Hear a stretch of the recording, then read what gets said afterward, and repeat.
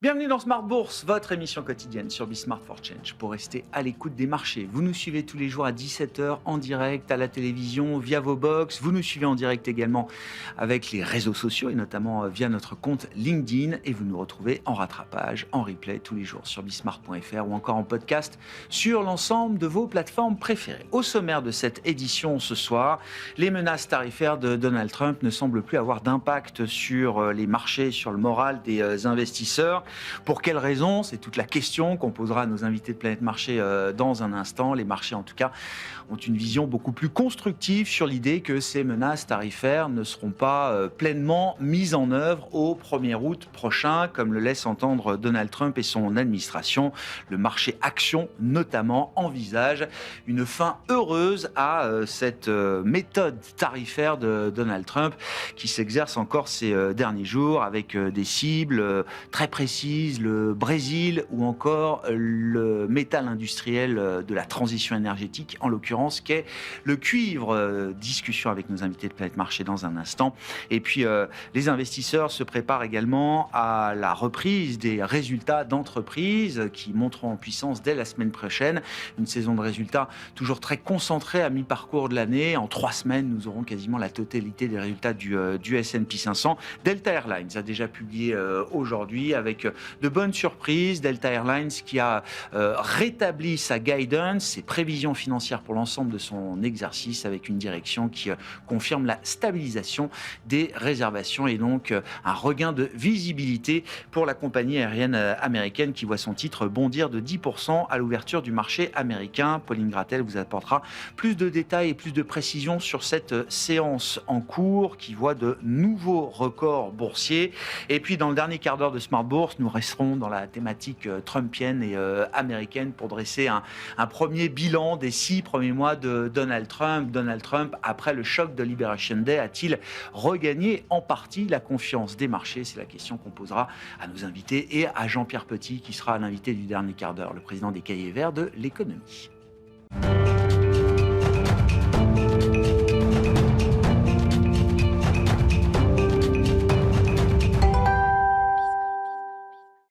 Tendance, mon ami, chaque soir en ouverture de Smart Bourse, les infos clés du jour avec Pauline Gratel. Bonsoir Pauline. Bonsoir. Et donc, à la une, de nouvelles menaces tarifaires de la part de Donald Trump. Oui, le président américain a envoyé d'autres courriers avec les nouveaux tarifs en vigueur à compter du 1er août à de nouveaux pays. Sont concernés le Brésil, on y revient, mais aussi les Philippines, la Moldavie, le Sri Lanka, l'Algérie, l'Irak et le Brunei. Le président Trump a également annoncé 50% de taxes supplémentaires à venir sur les importations de cuivre. Et donc, le cas du Brésil qui mérite un peu plus de précision, Pauline. Le Brésil se retrouve bien loin des 10% prévus en avril, puisque Donald Trump annonce des droits de douane de 50% qu'il justifie en raison des charges judiciaires retenues contre l'ancien président brésilien Bolsonaro.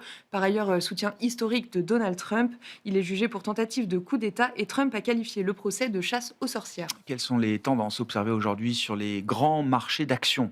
L'optimisme domine et les marchés restent insensibles aux dernières menaces de Donald Trump. Au lendemain d'un nouveau record pour le Nasdaq, l'indice ouvre à l'équilibre aujourd'hui. En Europe, le FTSE progresse à nouveau de 1% aujourd'hui, inscrivant un nouveau record historique. En France, le CAC 40 est dans le vert et dépasse largement le seuil de 7 900 points au cours de la séance. Et puis, quels sont les équilibres observés aujourd'hui sur les grands marchés obligataires, Pauline? Le rendement américain à 10 ans s'établit autour de 4,35%. Le rendement à 30 ans évolue autour de 4,90%. Au Japon, où les taux s'étaient tendus, le rendement à 10 ans s'établit autour de 1,50% et le 30 ans reste au-delà de 3%. En Europe, le rendement allemand à 10 ans tourne autour de 2,65% et le gilt britannique de même échéance autour de 4,60%. À noter côté crypto que le Bitcoin est au plus haut et a dépassé les 112 000 $.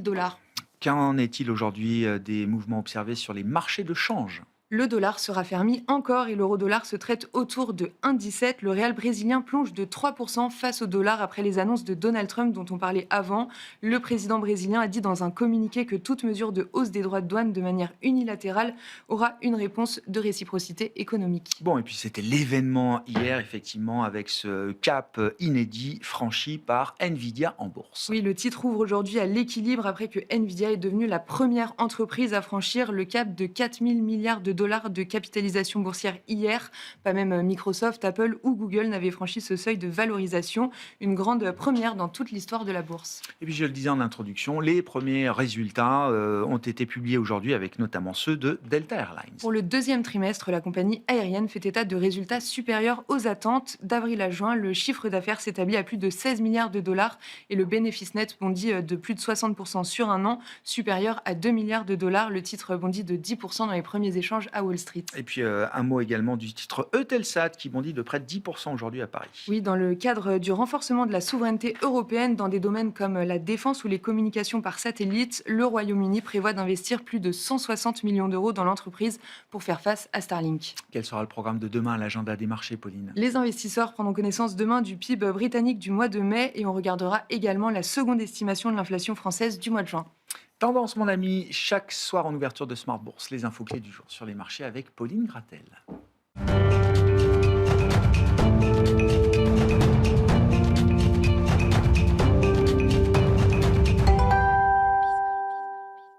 Trois invités avec nous chaque soir pour décrypter les mouvements de la planète marché. Valentine Hainouz est avec nous, responsable de la stratégie Fixed Income chez Amundi Investment Institute. Bonsoir Valentine. Bonsoir. Nicolas Forest est également à nos côtés, le directeur des investissements de Candriam. Bonsoir Nicolas. Bonsoir Grégoire. Et Émeric Didet qui nous accompagne, le directeur de la gestion de Pergame. Bonsoir Émeric. Bonsoir Grégoire. Bon, est-ce qu'on a raison de dire que les marchés actions sont insensibles aux nouvelles ou aux dernières menaces tarifaires de Donald Trump, ou est-ce que simplement les marchés actions sont occupés à autre chose, Émeric? Ils sont redevenus insensibles. Ils sont redevenus c'est ça insensibles. qui est assez intéressant, c'est que premier mandat de Trump, il s'est passé un peu la même chose. Au bout d'un moment, Trump, il perd un peu de sa crédibilité quelque part dans la capacité à être toujours Monsieur Plus. Et donc au final, on sent quand même une envie, à chaque fois qu'il donne un nouveau taux de tarif avec un pays ou une matière première ou autre, à chaque fois, on rentre quand même à la table des négociations, on revient en arrière et on retrouve quand même, pas forcément une issue favorable, mais une issue. Ouais. Et donc, on enlève de l'incertitude et donc on repart de l'avant. Et donc, à chaque fois, c'est ce scénario-là quand même qui prévaut. Donc, au moment où on arrive un peu aux échéances, puisque c'est le cas aujourd'hui, notamment avec l'Europe ou avec d'autres pays, ça semble quand même un objectif pour un peu tout le monde de trouver des solutions, trouver des terrains d'entente, avoir toujours des arguments les uns et les autres pour se mettre d'accord, mais trouver une issue. Et c'est ça qui est important. À la limite qu'on ait évidemment un peu plus de tarifs, un peu beaucoup plus quand même. Mais oui. C'est sûr. Oui. Mais en face, on va trouver des solutions et au final, ça va être la grande question, c'est quels sont les secteurs qui vont être les plus pénalisés, mais qu'est-ce que ça va donner au niveau économique? Quels sont les atouts qu'ont chaque secteur et peuvent, pas forcément profiter, mais en tout cas se défendre au maximum par rapport à l'impact que ça va avoir sur les chiffres des entreprises. Et c'est ça aujourd'hui que les investisseurs évaluent de plus en plus finement et finalement ajustent leur modèle pour trouver les moins perdants de demain. Et c'est un peu là-dedans qu'on s'achemine aujourd'hui. Les marchés nous disent quand même, avec le tel rebond qu'on a eu en Europe, que ça sera peut-être pas si dramatique que ça, que l'Europe a quand même quelques arguments à faire valoir, bien sûr. donc ne pas l'oublier quand même, et que au final, je ne vais pas dire que ça va être une opportunité pour l'Europe, même si au final, en théorie, c'est une opportunité exceptionnelle pour l'Europe de montrer sa capacité à générer de la croissance, à générer de la puissance économique, tout en mettant en face un peu de quelques sujets en balance, comme l'armement et la défense. Pourquoi pas, mais au final, ça devrait quand même trouver des solutions et donc enlever de l'incertitude pour les marchés, ce que les marchés adorent et valorisent aujourd'hui. C'est intéressant d'ailleurs la communication de Delta Airlines. On verra, évidemment, ce n'est pas une communication d'entreprise qui va faire la tendance de ces résultats du deuxième trimestre, mais l'idée, c'est quand même que le groupe retrouve de la visibilité. Alors, ils ne sont pas soumis aux tarifs douaniers, bien sûr, mais retrouve de la visibilité.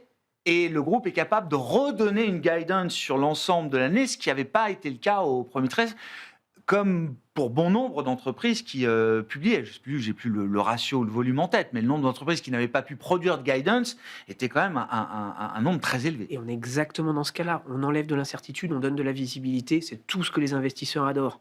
Historiquement, à chaque fois qu'on enlève de l'incertitude dans les marchés, ça permet au marché de se libérer et d'imaginer une suite favorable.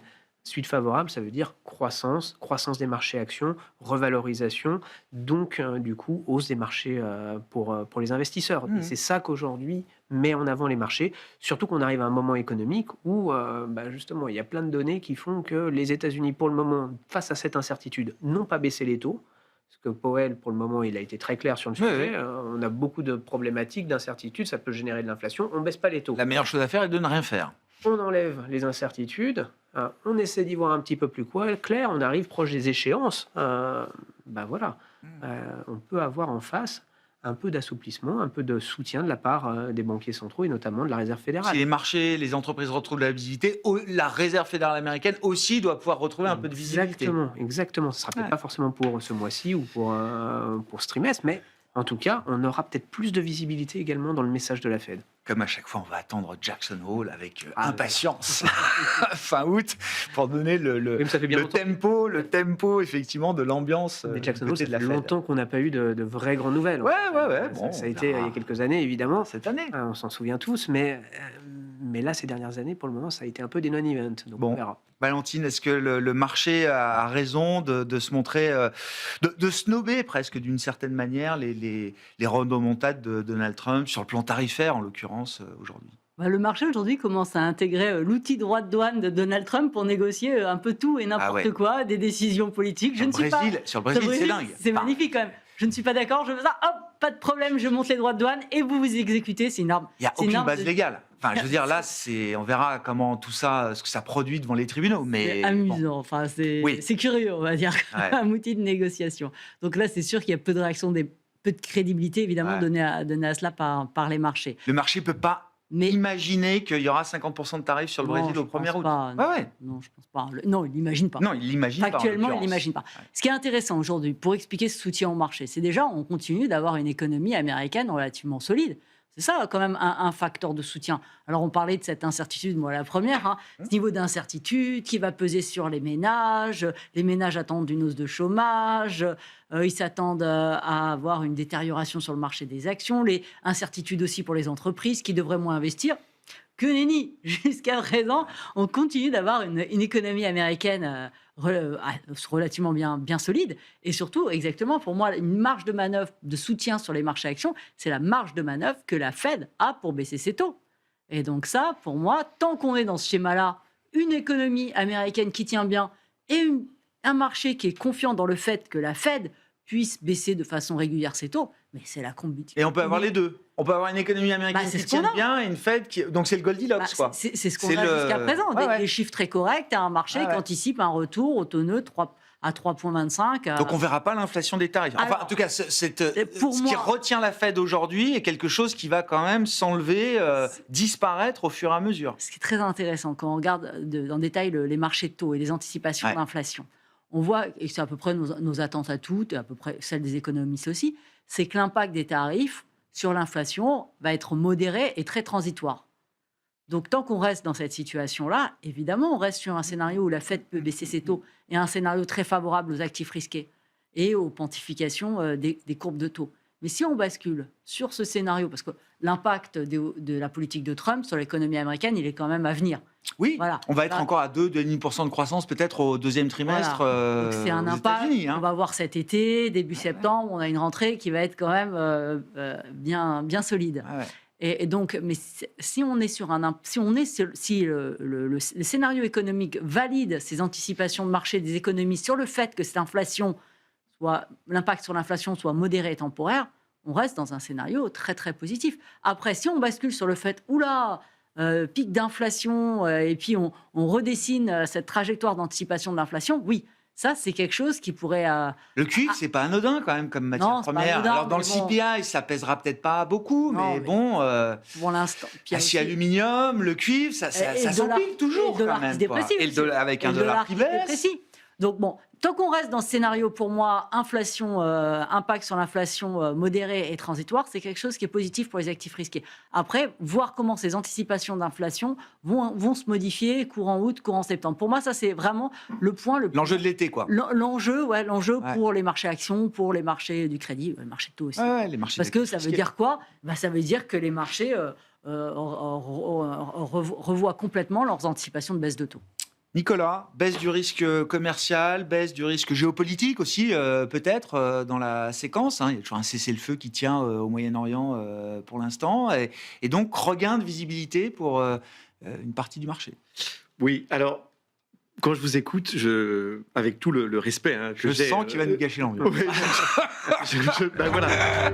Moi qui suis plutôt constructif actuellement, mais je suis assez effaré. Le scénario est trop rose. Mais non, mais allez, moi je vois au moins une triple leçon de cet épisode et des 6 premiers mois de l'année. Premièrement, une leçon d'humilité. Je me mets en premier dessus. Mais ce qui est quand même très rigolo, c'est qu'avec quasiment les mêmes tarifs qu'il y a 3-4 mois, maintenant on dit « Oh, il n'y a plus d'incertitude ». Moi, je rigole doucement. Hein.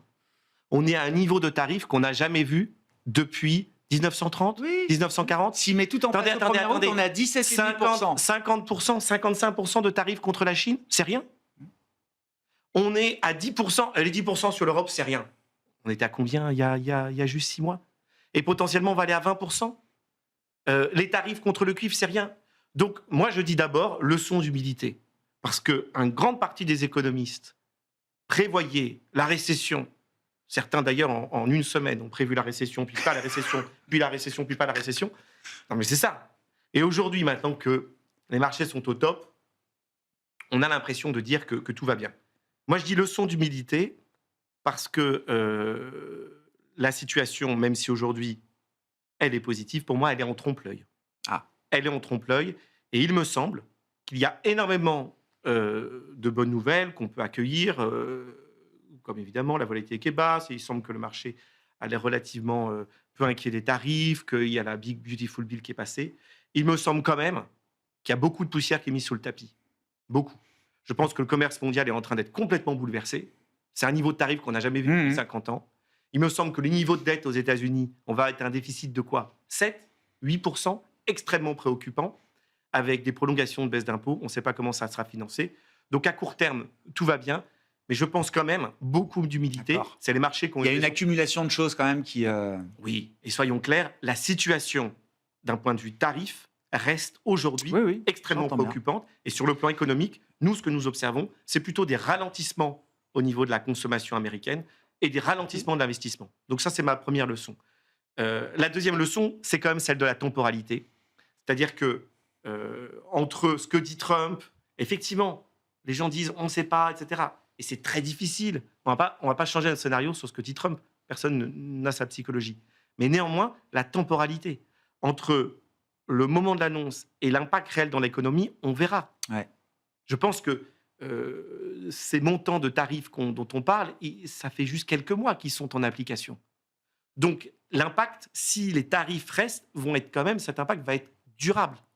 Hein. Idem dito sur la baisse du dollar. Donc, je pense quand même qu'on est dans un changement assez important avec Trump sur sa gouvernance, sur la politique commerciale, sur l'immigration, et que même si aujourd'hui, à court terme, ça va, à long terme, on va voir la couleur, et avec les mêmes impacts, on aura des conclusions peut-être différentes. Alors, il y a quand même des actifs qui price ça. Le dollar, vous l'avez dit. Peut-être que la volatilité obligataire est aussi le reflet de... Non, l'obligataire, regardez les taux. C'est calme plutôt... Non, mais c'est très calme. Ah bon, on est en territoire connu, oui. Oui, mais à part le dollar qui a baissé, pour le reste, tout le monde va bien, Madame la Marquise. Donc, aujourd'hui, non, il n'y a pas vraiment je pense, de stress.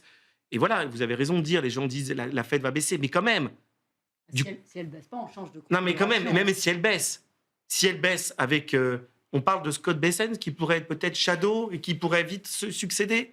Si on a un nouveau chairman qui baisse les taux parce que Trump dit qu'il baisse les taux, parce que les taux d'intérêt sont trop élevés pour payer le déficit, c'est quand même une configuration qui est assez inquiétante d'un point de vue crédibilité. Donc, temporalité. Regardons à long terme ce qui va se passer. On a reporté tous ces sujets-là et tous ces problèmes dans le temps. Exactement. Ils n'ont pas disparu pour autant. Exactement. Donc, ça ne nous empêche pas d'être positif à court terme. Ouais. Et troisième leçon, c'est une leçon de gestion. Pour moi, et une gestion, puisque nous sommes gestionnaires, ce que je vois, c'est que je pense que ce serait une mauvaise stratégie de décider votre stratégie sur base que dit Trump, sinon on change tout le temps. Je pense que la gestion fondamentale, elle est difficile, et donc il faut vraiment, typiquement ici, faire attention aux biais cognitifs et émotionnels. Nous, la gestion qui marche le mieux, c'est la gestion quant. Une gestion très diversifiée, quant, et sans trop de biais émotionnels. Ouais. Et ça, je crois que c'est quand même la leçon. Parce que les gestions de grosses convictions maintenant, Enfin, moi, ça me va. Hein. Moi, je suis positif sur les techs depuis 3 mois, donc ça me va très bien. J'aime bien les États-Unis. Je dirais quand même que les convictions qui disent aujourd'hui tout va bien, il n'y a pas d'incertitude, alors qu'on est à un niveau de tarif et une incertitude complète sur le commerce. Voilà. Désolé de gâcher un peu l'ambiance. Non, mais c'est intéressant. Les indices sont au top aussi du fait du retour de la tech et du retour des méga caps américaines. Il y a peut-être aussi une distinction à faire en regardant le marché avec la tech, les Mag 7 ou les Mag 6, si on enlève Tesla ou quelques autres, et le reste du marché. Sur ce retour de la tech, justement, Émeric, et Nvidia à 4 000 milliards de dollars, est-ce que ça en fait une valeur chère pour autant? C'est un peu la question qu'on se pose à chaque fois que Nvidia franchit de nouveaux paliers. Exactement, c'est jusqu'où ça va aller, jusqu'où on peut pricer les croissances à l'infini, notamment pour Nvidia.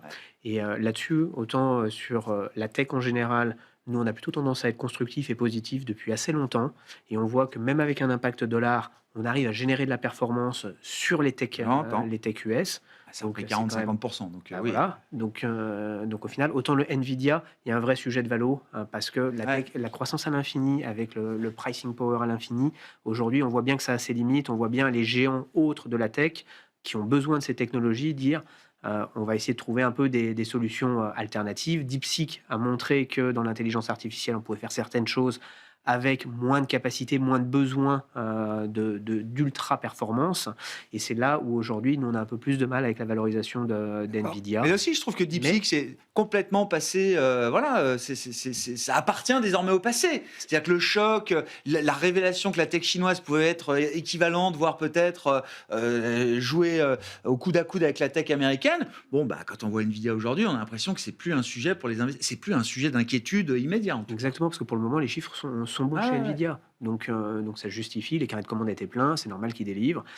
Maintenant, pour l'avenir, nous, c'est vrai qu'on aura plutôt tendance à sortir du dossier, ou en tout cas en avoir moins que par le passé, pour aller plus diversifier dans la tech ou dans les softwares, sur lesquels il y a d'autres sujets, pour lesquels il y a plus de croissance, plus de visibilité dans la croissance de ce secteur-là, et qui peuvent justement prendre le relais de ces méga-tech qui commencent à être très cher et très bien valorisé. Donc il y a encore du potentiel sur ces sujets-là, et c'est ce qui fait qu'on est encore positif, parce que réellement, on a encore pour pas mal d'entreprises plus de 20% de croissance du chiffre d'affaires attendu sur des sociétés rentables, donc notamment dans cet univers, et c'est pour ça qu'on continue à être constructif par rapport à l'environnement. C'est vrai que je vous rejoins sur le fait que c'est de l'incertitude, tout ça, mais malheureusement, moi j'appelle ça encore un peu du bruit, parce que oui, on va avoir des tarifs, oui, ça va impacter certains secteurs plus que d'autres, mais si on s'intéresse, c'est comme la géopolitique, si on s'intéresse à essayer d'être collé à la géopolitique ou au bruit que nous donne Donald Trump aujourd'hui, on n'investit jamais, on passe à côté de tous les rebonds et on loupe toutes les hausses de marché. Nvidia et la tech en général et les grandes valeurs tech américaines sont encore celles qui produisent le plus de bénéfices et de croissance bénéficiaire, comparé au S&P 493. Les Mag 7 génèrent une croissance bénéficiaire supérieure. Exactement, toujours. Et quand on regarde justement le S&P 493 ou 16, il est en dessous de sa moyenne historique. Donc le marché américain n'est pas forcément extrêmement cher par rapport à ça. Il faut bien voir aussi que pour un investisseur américain qui investit à l'international, il fait une performance exceptionnelle avec le change. Donc c'est pas une mauvaise année pour le consommateur américain non plus. Valentine, je regardais. Alors effectivement, il y a ces poches de marché. Alors il y a Bitcoin aussi à 112 000 dollars, Nvidia à 4 000 milliards. Je ne sais pas si c'est c'est des marqueurs de l'ère du temps, on va dire. À côté de ça, là, je regardais des données sur des ETF sur le marché obligataire, le fameux TLT de BlackRock, qui est l'ETF le plus tradé dans le monde obligataire, donc sur la dette à plus de 20 ans, vient de voir ses encours dépassés par des ETF de très courte maturité. Sur du 0,3 mois, je crois que les encours n'arrêtent pas de grossir encore aujourd'hui. Donc c'est le baromètre de la gestion passive. Mais est-ce que vous l'observez aussi? Et comment on explique qu'à la fois on est Nvidia à 4 000 milliards de dollars, le Bitcoin à 112 000 dollars aujourd'hui, et une masse d'investisseurs qui se ruent sur du cash à court terme rémunéré à 4,20? Le fixed income, aujourd'hui, on a énormément de flux. Les niveaux de rendement sont attractifs pour les investisseurs.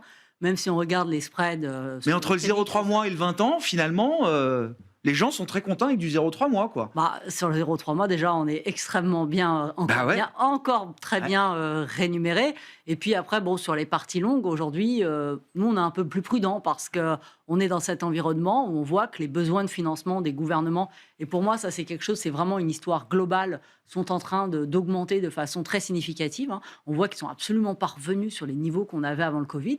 Ils augmentent parce qu'on a le vieillissement de la population, parce qu'on voit les besoins sur la défense qui augmentent, parce que la charge d'intérêt de la dette augmente aussi, et plus spécifiquement aux États-Unis, parce qu'il y a des baisses d'impôts. Donc on a des besoins de financement qui sont aujourd'hui impressionnants, dans un contexte où on a les banques centrales qui continuent de réduire leur bilan.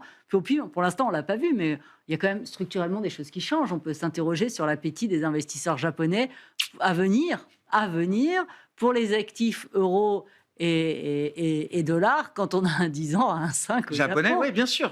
Donc on voit qu'il y a quand même aujourd'hui des équilibres, déjà des besoins de financement qui vont rester élevés, des équilibres entre l'offre et la demande qui peuvent se modifier. Donc il faut être quand même, pour moi, être assez prudent sur cette partie longue, surtout comme aux États-Unis, où on peut également voir des sujets sur la gouvernance de l'État américain, et avec des investisseurs qui se disent « Oula !» Dans ce contexte où on a une gouvernance un peu plus approximative, on va quand même demander un peu plus de rendement pour aller acheter. Mais l'histoire n'est pas finie. La reconstitution de ces primes de terme, la stabilisation des courbes obligataires, c'est pas encore là pour tout de suite. Pour moi, c'est le début. On est au début d'une histoire. Ouais. Et ce qui pourrait limiter pour moi Trump dans sa volonté de demander à la Fed de baisser ses taux, c'est si les investisseurs sentent que la Fed n'est plus indépendante, eh bien, ça va faire des tensions sur les taux longs. Donc pour moi, il n'y aura pas forcément le rappel qu'aura Trump, ce sera celui du marché. Obligataire, comme on l'a vu pour à Liberation Day. Ou pour d'autres gouvernements. Et le UK, oui, effectivement, petite parenthèse, toujours intéressant, j'aime bien suivre le laboratoire britannique. C'est un vrai laboratoire. Mais donc, 3 ans après le choc du mini-budget, là, c'est le mini-choc du gros budget, je ne sais pas comment il faut le dire.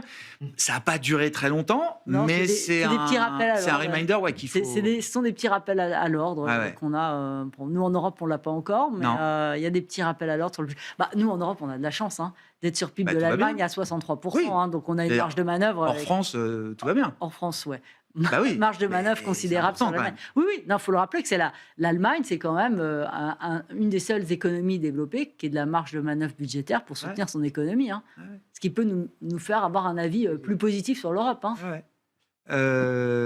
Sur stabilisation des marchés obligataires, est-ce qu'on y est ou pas du tout? Et puis la baisse du dollar, ça a été le marqueur des 6 premiers mois. Est-ce qu'il y a encore des... Parce qu'à un moment, il y a aussi des mécaniques de marché. J'imagine que toutes les grandes institutions financières, des fonds de pension, les grands assureurs, tout le monde a commencé au moins à se couvrir sur le dollar. Enfin, les couvertures, j'imagine qu'en partie, elles sont mises en place aujourd'hui. Qu'est-ce qui peut, partant de là, continuer de faire baisser le dollar, Nicolas? Et sur les taux, bien sûr. Alors, le fait d'être prudent sur le dollar, c'est maintenant... consensuel, et enfin, sont touchés. Donc là, la question qui se pose, si on regarde devant nous, c'est est-ce qu'on peut aller à 1,30 pour parler de l'euro-dollar? Il y a quand même des forces de rappel, vous avez raison. Néanmoins, quand même, cet épisode il est intéressant parce que jusqu'ici, on a vu finalement la dépréciation du dollar, mais on n'a pas vu un fort décalage des taux américains. Donc, il y a quand même eu des acheteurs de dette américaine à la fin, sans doute plutôt des domestiques, qui ont acheté la dette américaine. Est-ce que cet épisode lié au risque de hausse de taux et à la baisse du dollar est fini? Selon nous, non. Le risque est encore présent, vous l'avez mentionné. Le risque, comme je l'ai dit au début, pour moi, c'est plutôt une histoire de temporalité, un peu plus long terme. Qu'est-ce qui va nous inquiéter? Franchement, c'est le remplacement de Jay Powell. Ça, c'est quand même un vrai sujet sérieux, quoi. Pour nous, c'est un sujet pas juste sérieux. Le carnet du jour. Non, c'est pas le carnet du jour. C'est pas juste, c'est drôle. Trump remplace quelqu'un, il appelle Monsieur trop tard. C'est pas juste drôle. Un président des États-Unis qui explicitement va nommer un nouveau responsable de la Fed pour qu'il baisse les taux, pas pour stimuler l'économie, baisser les taux parce que le niveau de déficit est trop élevé.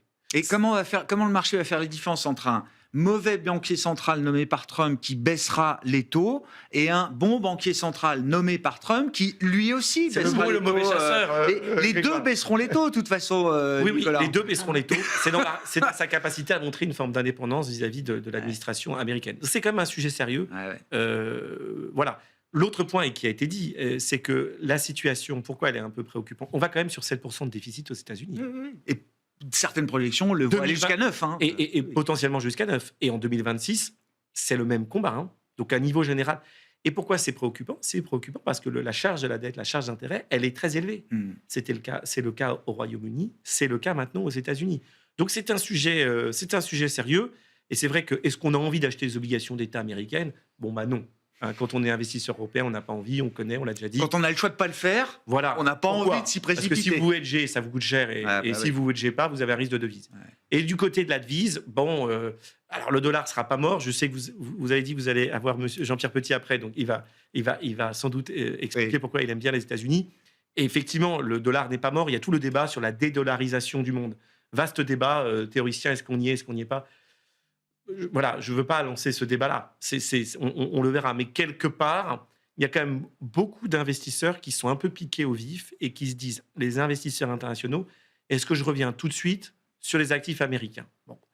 Nous, je ne pense pas qu'il faille enterrer tout de suite le Sur dollar. les actions, les flux sont en train de repartir. Les actions, les côté flux sont revenus. Mais Atlantique, qui a acheté le plus d'actions américaines après que Trump ait dit bye? Qui? Les retail et les entreprises. Les retail américains. Donc, le bilan de Trump, dont vous parlerez tout à l'heure, il est très positif si vous êtes américain. Et si vous êtes électeur républicain, vous êtes content. Hein. Vous n'avez pas l'effet du dollar. Par contre, pour l'investisseur européen, investir sur les obligations d'État américaines, non. Jouer le dollar, le rebond du dollar, pas vraiment. Et voilà, il faut suivre ça. C'est un risque. C'est un risque. Voilà. Pour moi, c'est plutôt un risque moyen terme que court terme. Il y a sans doute des forces de rappel. On le voit à court terme qui arrivent. On va pas refaire 10% de baisse comme ça. Enfin, toute chose égale par ailleurs. On va pas enquiller un nouveau semestre avec 10% de baisse du taux de change effectif du dollar. C'est pas notre scénario aujourd'hui, mais c'est le risque. C'est un risque D'accord. qu'on suit avec. C'est un risque qu'on suit quand même avec attention. Nous, ce qui nous inquiète, c'est plutôt 2026, le remplacement de Powell, le déficit américain. Il nous semble que le déficit américain et le Big Beautiful Bill, elle donne finalement du soutien à l'économie. Elle est Donc c'est positif. Elle est très déficitaire à court terme. Et toutes les mauvaises nouvelles de baisse d'impôts, de baisse de dépenses, et tous les problèmes liés au financement de la dette, ils sont remis après les mi-termes. Donc, à mon avis, le réveil sera douloureux sur la dette américaine un jour. Sur le dollar, comment... Oui, alors ça, c'est des discours qu'on peut... Non, mais ça peut durer longtemps.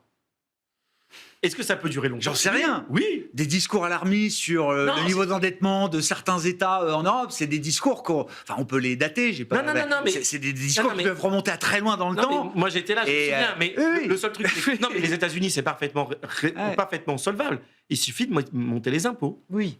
Voilà. Et ils ont de la place pour ça. Et ils ont de la place. Mais ça sera une autre administration. Ça sera un autre impact sur les marchés actions. Et les dépenses Valentine. pour soutenir l'investissement et c'est des réductions d'impôts. Donc ça va soutenir la croissance. Donc 2026, ça peut être une année... Je le dis, ça peut être une année booming pour la croissance américaine. Dérégulation, Big Beautiful Bill. Non, mais moi, je pose la question. C'est pas ce qui est dans le marché aujourd'hui. Non, mais la vraie incertitude, comme c'est une inquiétude qu'on partage, c'est l'impact de la politique de Trump, de cette politique de hausse de droits de douane. Pour l'instant, on l'a pas vu et on a quand même beaucoup de mal à la mesurer. Donc voilà. Et les anti-actions sur les revenus des droits de douane sont quand même assez élevés dans le budget. C'est pas sûr qu'il y arrive. Oui. Non. Mais après, il y a quand même une demande qui reste forte pour la dette américaine. Et après, petit bémol aussi, je trouve que la Fed a de la marge de manœuvre pour baisser ses taux. C'est ce que vous disiez. On est quand même... Au moins pour neutraliser. On est quand même sur aujourd'hui des taux qui sont assez restrictifs. Si on regarde les taux de la Fed, ils sont 2% globalement au-dessus des niveaux d'inflation. Voilà, en Europe, on est au même niveau. Donc il y a de la marge de manœuvre pour baisser les taux. La Fed aujourd'hui ne baisse pas ses taux parce qu'elle s'inquiète comme nous et qu'elle n'a pas une vision très claire de l'impact des tarifs sur l'inflation. Mais globalement, il y a de la marge de manœuvre pour baisser les taux. Enfin là, la Fed ne voulait pas parce que le 9 juillet, maintenant ça va être le 1er août, donc la Fed va vouloir encore attendre pour avoir la preuve évidente que le choc sera bien transitoire, etc. Enfin, ça reporte à chaque fois un peu le mouvement, quoi. Si les investisseurs ont après l'impression que la Fed baisse les taux à cause de Trump, c'est pas terrible non plus, même si elle va le faire de façon... Moi, j'ai très peur qu'effectivement, on constate, et ce serait tant mieux qu'il n'y ait pas de choc inflationniste lié aux tarifs, mais effectivement, quelle victoire pour Trump face à Powell dans ce contexte-là, même si Powell a pour mandat de gérer des risques de part et d'autre du mandat. Donc, Trump peut sacrément compliquer le job, même si c'est son allié. du nouveau président de la Fed. Comment on gère le dollar dans des portefeuilles, dans des mandats, et notamment sur la partie actions? Parce que se couvrir contre le risque de change sur l'obligataire, c'est assez naturel. Ouais. Sur les actions, en dollars, c'est moins évident. C'est plus Émeric. compliqué. C'est vrai qu'on a eu tendance à baisser les parts d'actions américaines Ouais. pour ces raisons-là. Après, le change, il faut bien se rendre compte que c'est la chose la plus imprévisible au monde. C'est 99% d'échanges spéculatifs, 1% d'échanges physiques aujourd'hui sur le marché des changes. Donc, il suffit que les banquiers centraux décident quelque chose, ça peut partir dans un sens ou dans l'autre, que les grands patrons de JP Morgan, Bank of America et Goldman disent quelque chose dans le même sens et ça peut partir dans l'autre sens. Donc, Tout le monde nous disait le dollar va monter, c'est inflationniste. Voilà. Et vous verrez, l'euro s'ajustera à la baisse et les tarifs, on n'en parlera plus. Bon. Trump avait clairement dit que pendant son premier mandat, tout ce qu'il avait fait au niveau des tarifs avait été effacé parce qu'il y avait eu un dollar beaucoup trop fort. Donc on avait un peu d'anticipation comme quoi le dollar pouvait potentiellement baisser, ça s'est passé. De là à dire qu'il va aller beaucoup plus loin, je suis pas sûr. Le dollar, moi je suis assez favorable au fait qu'à la fin de la journée, personne n'a intérêt à casser le joujou de la croissance mondiale, de la consommation mondiale. Aucun des pays qui négocient actuellement n'a intérêt à arrêter de faire du commerce avec les États-Unis, à arrêter de faire du commerce avec le reste du monde. Tous ont intérêt à, oui, augmenter un peu de protectionnisme. C'est une réalité face aux enjeux que Trump inflige au monde entier. Donc c'est des notions qui sont aujourd'hui au cœur de toutes ces négociations. Mais à la fin de la journée, personne n'a intérêt à casser le joujou. Donc, on continuera à faire du commerce. On continuera à avoir des marchés d'échange qui ne seront pas disloqués et potentiellement, le dollar restera la monnaie de réserve internationale du monde. Donc, ça l'empêche pour nous, en tout cas, c'est notre scénario, de dévisser très, très loin. Forces de rappel. Et c'est les forces de rappel qu'on a aujourd'hui dans le marché. L'autre question que je voulais vous poser, Émeric, donc à l'issue du premier semestre, c'est une question sur les actions européennes et sur le segment des petites et moyennes capitalisations européennes. Est-ce que c'est là que ça bouge? Est-ce que c'est là que ça se passe? Est-ce que c'est là qu'il faut être? Ça va faire 3 ou 4 ans maintenant qu'on se pose cette question, avec 4 ans marqués par, je pense, une dizaine de faux départs. Il y a un moment où il va y avoir un vrai départ, ça c'est sûr. Il y a un potentiel assez important. On pourrait utiliser pas mal de superlatifs par rapport à ça, en termes de valorisation sur la classe d'actifs. Donc en avoir aujourd'hui, ça fait quand même du sens dans une allocation.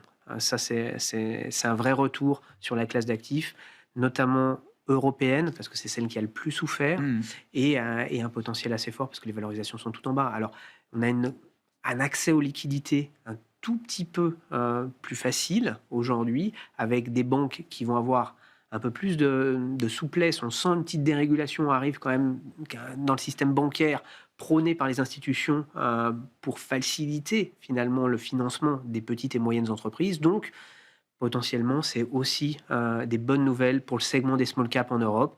Donc c'est vrai qu'on a plutôt tendance à espérer que cette fois, ça ne soit pas un faux départ, mais en tout cas, on va commencer à en remettre. Si on a loupé les 20 premiers...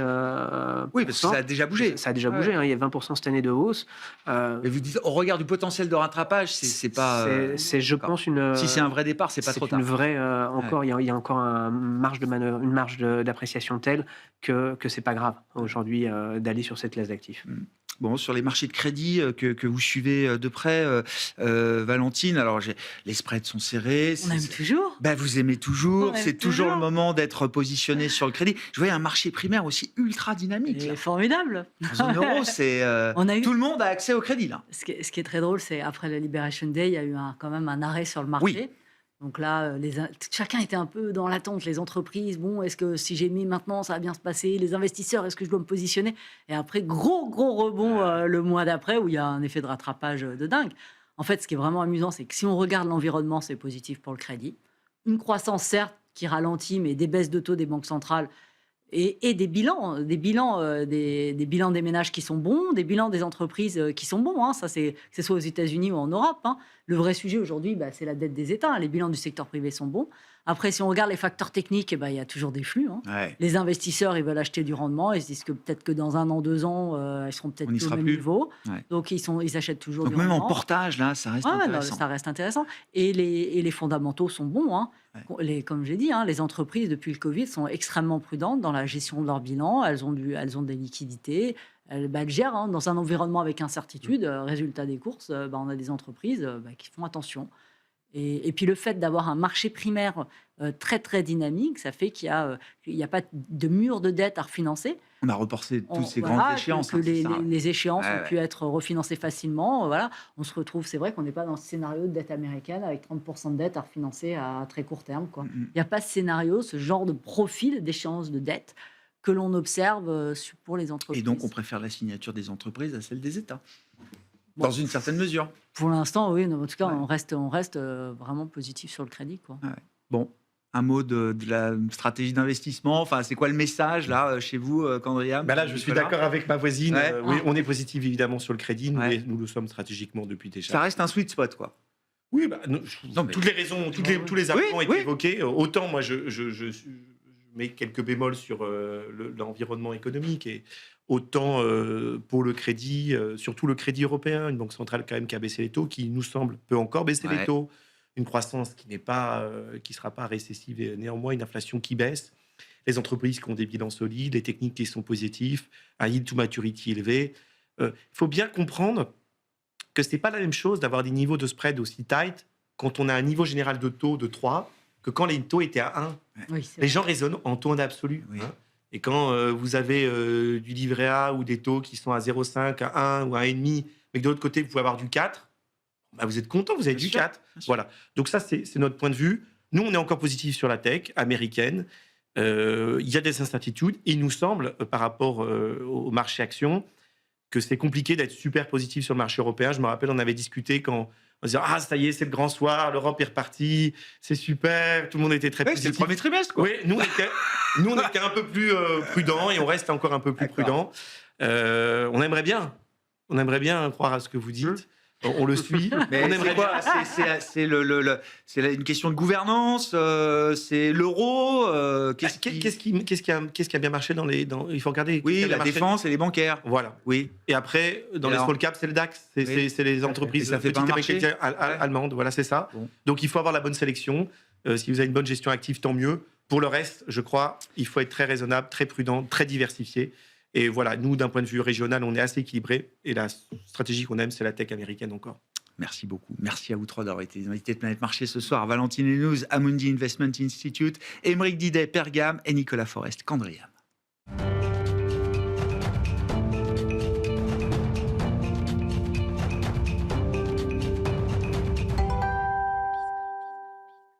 Le dernier quart d'heure de Smart Bourse chaque soir, c'est le quart d'heure thématique. Le thème ce soir, c'est celui du bilan des 6 premiers mois de Donald Trump depuis son investiture le 20 janvier dernier. Et c'est Jean-Pierre Petit qui est avec nous pour dresser ce bilan, le président des Cahiers Verts de l'économie. Bonsoir Jean-Pierre. Bonsoir Grégoire. La question étant, Trump a-t-il regagné la confiance des marchés? Après le choc de Liberation Day, on a vu fin de semestre, les clôtures semestrielles, les indices actions américains au top, emmenés par la tech, des marchés obligataires, alors toujours volatiles, mais finalement les parties longues restent en territoire connu. Et puis il y a le sujet du dollar, mais après un mouvement de 10% de baisse, on peut peut-être imaginer ou espérer une forme de stabilisation. Est-ce que c'est ça, le regain de confiance des marchés? Alors, je dirais pas que le regain de confiance des marchés s'appuie sur Trump uniquement. Parce que déjà, si je prends le dollar, il y a eu d'autres éléments. Hein. Je veux dire, les éléments liés au déficit public, la dégradation de Moody's, par exemple. Voilà, là. Et puis souvent, quand il y a un faisceau d'indicateurs, un faisceau d'événements qui poussent quand même les investisseurs à dévaloriser un certain nombre d'actifs, ils trouvent toujours des arguments.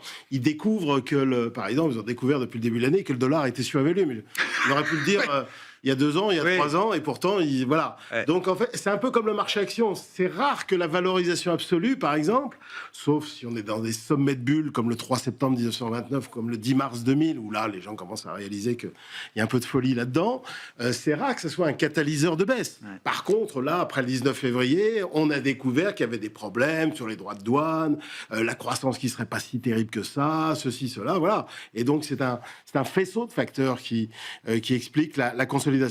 Alors, tu disais juste avant la confiance des marchés. Alors, la confiance des marchés, elle est revenue sur le marché action. Mais sur le marché action, c'est pas seulement les non-résidents, c'est aussi les résidents qui ont fait ça. Là où la défiance à l'égard de l'Amérique, on va dire, là, ce qu'on appelle la fin de l'exceptionnalisme américain, elle s'est réalisée principalement sur le dollar. Sur C'est le normal, dollar. puisque par définition, la devise, ça fait intervenir beaucoup de résidents et de non-résidents. Donc, alors que le marché action, le marché obligataire, lui, Très retail en plus voilà, aux États-Unis. voilà, exactement, beaucoup plus que chez nous. Ouais. Donc c'est moins le cas. Et d'ailleurs, on le voit sur le dollar encore aujourd'hui. Je dirais pas que ça se creuse, mais ça se maintient. Bon, il y a un exemple, enfin nous, il y a une illustration particulièrement frappante, c'est que bon, si je prends sur 10 ans ou sur 20 ans, on a une corrélation correcte de 0,6, 0,7 entre l'écart de taux 2 ans, Oui. les États-Unis Oui. et l'Allemagne, Ah voilà. et l'euro-dollar. Bon, Là, ça marche plus. bah non, ça marche Là, plus c'est parce fini, que là. l'écart de taux 2 ans, il suggérerait un euro-dollar à 1,08, Ouais. 1,09, 1,07, enfin dans ces eaux-là. Or, on est bien installé à 1,17 aujourd'hui, autour de Et 1,17. cette corrélation, elle est cassée définitivement ou Non, pour longtemps? on ne peut pas dire définitivement. D'autant qu'on l'a déjà vu dans le passé. Moi, je le signale souvent, les gens qui me disent « Ah, c'est la fin, il faut revenir sur l'Europe, c'est la fin des États-Unis, c'est plus une démocratie, c'est la mort. » Enfin, voilà. Les grands discours prophétiques, ça, là, je me méfie, comme ceux qu'on a entendus Covid, ceux qu'on a entendus quand Giorgia Meloni a été élue en octobre 2022. Entre l'exceptionnalisme et le misérabilisme Voilà, américain, il y a un entre-deux quand même. Oui, oui. Voilà. On l'a connu en 87. Moi, je l'ai bien connu parce qu'il y a eu une triple correction. Alors, dans des temps différents, mais à la fois sur le compartiment obligataire. Alors, d'abord sur le dollar, Ouais. puisqu'il y avait déjà un mouvement de baisse du dollar qui avait été entamé en 85. Sur l'obligataire, il y a eu un crack obligataire en 87, faut le savoir, avant le crack boursier, le fameux crack LCCM. boursier d'octobre. Donc, on a déjà vu ça. Puis, au fur et à mesure que, parce que le principal driver, c'est quand même la guerre commerciale, au fur et à mesure que la thématique de la guerre commerciale va s'épuiser dans le temps, parce qu'elle va forcément s'épuiser, je pense qu'on peut dire, sans trop prendre de risques, que le point haut, c'était le 2 avril. Oui, Alors après, il y a eu le 9 avril. Et là, ensuite, le climax de la menace, c'était Voilà. le 2 avril. Voilà. D'accord. Alors là, ce qu'on voit, c'est que Oui. Donald, il aime pas qu'on l'appelle taco, manifestement. Donc là, ça, il n'a pas aimé. Donc l'éditorialiste du Financial Oui. Times, il aurait mieux fait de garder son idée pour plus tard, quoi, à l'occasion d'un bouquin sur sa biographie, parce que là, il n'aime pas. Et il l'a montré en Iran, par exemple, sur voilà. Ouais. Quand on disait jamais les Américains oseront déclencher leurs fameux bombardiers pour déclencher leurs fameuses bombes, notamment sur les 3 installations. Non, il l'a fait. Et c'est pour la première fois. Et donc sur le cuivre, là, c'est pareil. Il n'y a pas que le cuivre, il y a Lula qui s'est fait avoir Bien sûr, aussi. bien Lula, il n'a pas trouvé mieux que de sortir une déclaration totalement standard, si je puis dire, contre Trump. Là, il s'est pris 50%. D'accord. Donc il va falloir qu'il... Et c'est normal que le marché.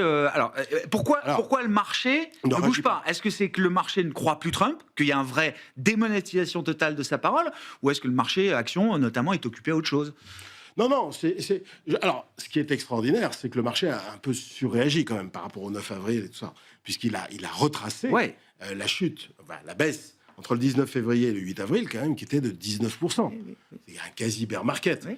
Retracer un marché baissier En 5 de 20%, Ouais. ah non, ça n'existe pas. Non, J'en ai vu oui, aucun. oui. La moyenne, Non. c'est 14 mois, Ouais, donc ouais, déjà, ouais, c'est... Alors que l'environnement était déjà pas extraordinaire au niveau macro, croissance. Alors, il n'y a pas de récession, ça c'est sûr. C'est probable, on va dire très probable qu'il n'y ait pas de récession, mais la croissance, elle va tourner autour de 1,5% environ. Donc, si je prends la moyenne du premier semestre, on avait un léger négatif. Oui. Au T1, on va rattraper au T2. Voilà, mais on va tourner autour de 1,5 sur la conso, D'accord. t'es à 1,5 max. Donc on ralentit quand même. On ralentit quand même. D'accord. Donc, tu n'as pas tellement de soutien de la macro. Les BPA ont été corrects, mais ce n'est pas non plus extraordinaire. La Fed, alors les gens... je dis price, 2 baisses de taux, c'est presque un peu ambitieux. Donc, il risque pas d'y avoir beaucoup de soutien du point de vue de la Fed. La Valo, alors si je prends un indice composite équipondéré de 6 indicateurs de valorisation absolue, que tout le monde connaît, ouais. les PER, les machins comme ça, on est quand même à 1,8 écart type au-dessus de la moyenne. On peut pas dire qu'on est dans... La prime de risque est basse, puisque finalement, les taux ont un peu baissé, mais pas énormément. Donc, on n'a Pas pas... streaming buy, non, oui. Voilà. oui. Et puis là, maintenant, on a les droits de douane. Bon, et À pourquoi court le terme- marché bouge pas Parce qu'il est là-dessus certain, il est à peu près D'accord. certain qu'il va D'accord. y avoir des concessions. D'accord. Alors après, le problème, c'est que les conséquences des droits de douane sur la macro réelle et sur l'inflation, on les a pratiquement pas Non. vues. Et ça va mettre encore plus de temps que ce qu'on imagine. Si la date d'application, c'est le 1er août, on va encore attendre. Alors, oui. Les entreprises ont continué de faire des stocks, d'anticiper. Non, beaucoup moins côté Beaucoup moins. Beaucoup moins côté 1, parce que on est déjà habitué. Il y a l'effet d'accoutumance. Et puis, alors, il y a plein de dossiers. Alors, il y a des dossiers, par exemple, tous les produits sous l'empire de la section 232, comme Oui. la pharmacie. Oui. Là, pour l'instant, il a annoncé 200%. Semi-conducteurs aussi, je crois. Les semi-conducteurs, le bois, Ouais. un certain nombre de produire, on va attendre. Sur la Chine, la deadline, c'est au mois d'août, c'est pas le 1er août, enfin, c'est à la mi-août. Oui, pour les 90 jours pour la Chine. Ça tombe mi-août. Oui. Voilà. Et puis, il y aura 13, probablement. Même le 1er août, on n'aura pas tout résolu. Mais c'est un risque en baisse. Le risque commercial partant du climax de avril est quand même en baisse. Mais le marché n'a rien vu du point de vue des conséquences macro et micro, je pense. Hein. Et donc, c'est pour ça qu'il faut rester prudent, compte tenu de ce que j'ai dit tout à l'heure. En plus, la saisonnalité pas terrible. Donc il va falloir remettre à prix à un moment sur la réalité de ces tarifs. Et je le pense. Et à 6300 points sur le S&P, c'est pas ce qu'on est en train de faire. Et ça me paraît un peu difficile, hein, compte tenu de tous les fondamentaux, avant qu'on ait des bonnes surprises. Alors, il y a le géopolitique qui vient... Alors, est-ce que le risque géopolitique baisse aussi là, à la fin de ces 6 premiers mois de Donald Trump? Je pense que oui, quand même, dans l'ensemble. Bon, sur l'Iran, on va revenir d'abord, parce que sur l'Iran, on ne sait même pas quel est le degré de dommages véritablement subis par les installations nucléaires. On ne sait même pas qui gouverne l'Iran aujourd'hui, compte tenu du fait que très certainement le guide suprême est affaibli. Déjà, il a 86 ans, il a mis en place sa propre succession, il est totalement décrédibilisé sur les dernières années, depuis le 7 octobre 2023. On va négocier, mais négocier quoi? Parce que le problème, c'est que la question, c'est plus l'enrichissement de l'uranium. Hein. La question, Israël va probablement demander beaucoup plus. Et pourquoi pas la reconnaissance de l'État d'Israël par la République islamique. Donc, il faut voir ça comme une pause pour l'instant. Oui, pour l'instant, je ne le vois comme une pause. Sur l'Ukraine, on va voir, parce que là, il y a eu des hauts et des bas, etc. Alors, Gaza, je pense que raisonnablement, ça peut s'améliorer. Voilà. Est-ce que ça suffit pour faire remonter un socle de confiance de nature à contrer tous les éléments négatifs? Franchement, ça m'étonnerait. On parlait aussi du budget. Bon, la loi de finances a été votée. Donc, directement, elle impulse à peu près 0,6, 0,7, 0,8% de croissance sur un an. Mais si on tient compte des droits de douane, on élimine presque tout, pas tout. Tout se neutralise, quoi, au final. Oui, c'est pour ça qu'au total, on va se retrouver... Alors, il y aura des croissances de BPA, hein, mais compte tenu de la valorisation, le manque de soutien monétaire, à mon avis, le manque de soutien monétaire... moi, ce qu'il faut jouer, c'est... Enfin, aujourd'hui, nous, on est revenu sur la tech il y a 2 mois parce que c'est des grands gagnants. C'est grands gagnants à la baisse du dollar. C'est des grands gagnants au projet de loi de finances, à la loi de finances. Donc, c'est légitime de voir la tech américaine revenue à ces niveaux-là? Oui, alors, ça a été un peu rapide aussi. Alors, le problème, c'est que les marchés vont très vite. Oui. En termes de valo, on ne revient pas au niveau de décembre. Mais enfin, on n'est plus très, très loin. Donc, il faut quand même un peu délivrer. Mais c'était une bonne idée de revenir. Mais maintenant, je conseillerais d'un petit peu d'alléger. Mais voilà, tous les marchés émergents ont aussi gagné parce que finalement la baisse du dollar, un certain nombre de marchés émergents sont très gagnants à la baisse du dollar. Pas seulement l'equity, aussi la dette émergente également qui a bien bien performé. Qui a bien performé. Donc faut jouer ces opportunités, quoi. À chaque fois. Et puis en Europe, c'est autre chose. Small en cap Europe, voilà, parce que il faut jouer. Oui, nous on joue depuis. C'est parti, c'est un vrai départ là. Vrai, on ne sait pas jamais combien de temps. Il y a eu beaucoup de faux départs. Mais là, on a quand même depuis fin février, je crois, la surperformance. Donc ça commence à devenir sérieux. Puis surtout, ça a des fondamentaux. On a déjà encore une décote moyenne, alors que historiquement, on a une prime de 15%. Parce que voilà, alors des cotes se réduit un peu, mais enfin quand même. Il reste beaucoup à faire. Et puis surtout, les small caps, c'est plus immune bien sûr. à la hausse de l'euro et aux droits de douane. Donc par définition, tu peux gagner là-dessus. Surtout les small caps d'Europe du Sud, que nous, on avait préconisé, l'Italie et l'Espagne. C'est la grande revanche du Sud, tant sur l'equity que sur la dette. Là, c'est assez manifeste. Peut-être qu'il faudra commencer à regarder à nouveau les small caps allemandes, parce qu'il se passe des choses quand même plutôt sympas au plan budgétaire. Voilà, donc oui, il y a des poches d'opportunités quand même encore à exploiter dans ces marchés. Un peu partout, voilà. Mais acheter de l'ETF MSCI World All Countries, c'est plus la bonne stratégie aujourd'hui. Franchement, ça me paraît un peu trop risqué par rapport à l'espérance objective de rentabilité. Un dernier mot, il nous reste 2 minutes, Jean-Pierre.